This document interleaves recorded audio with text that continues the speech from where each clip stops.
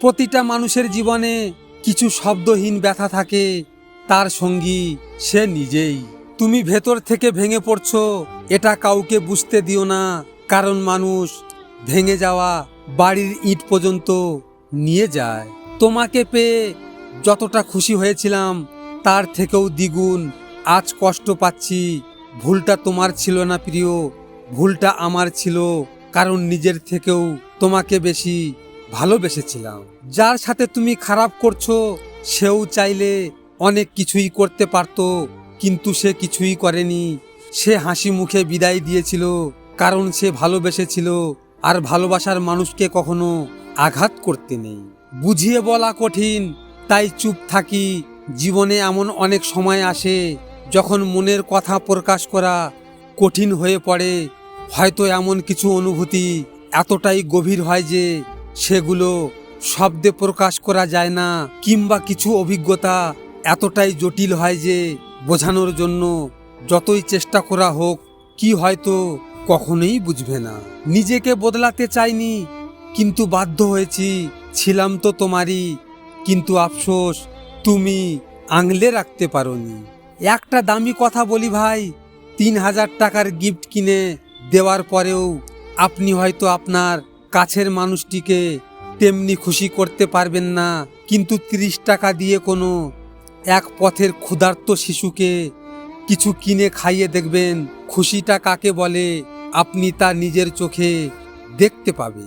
ভালোবাসার নামে কাউকে মিথ্যা কথা বলে তাকে ঠকাবেন না, আর মনে কোনো আঘাত করবেন না, কারণ আপনার এই কথাটি সে হয়তো বিশ্বাস করে ফেলবে।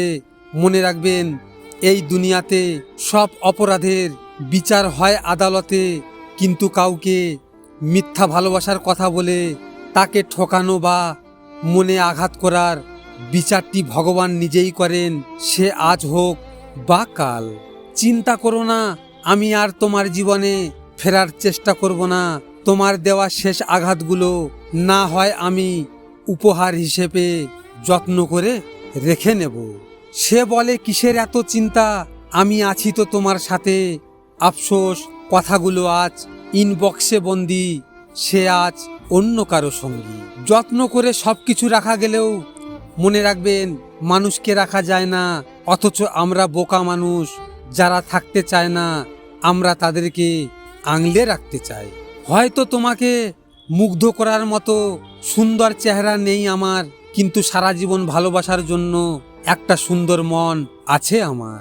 পুরুষের বোকা কান্নাগুলো একই রকমই হয়, না বোঝে ঘরের মানুষ, না বোঝে প্রিয় মানুষ। জীবনটা এমন কেন, যার আছে তার সব আছে, যার নেই তার কিছু নেই। যে পায় সে সব পায়, যে পায় না সে কিছুই পায় না। এটা কি জীবন নাকি ভাগ্যের লিখন? আপনারা তো এই ভিডিওটি দেখলেন, এখনো পর্যন্ত একটা লাইকও করেননি। আপনাদের যদি এই ভিডিওটি নিয়ে কোনো মতামত থাকে কমেন্ট করে অবশ্যই জানাবেন। আর হ্যাঁ, নিজের খেয়াল অবশ্যই রাখবেন, কারণ এটা স্বার্থের দুনিয়া।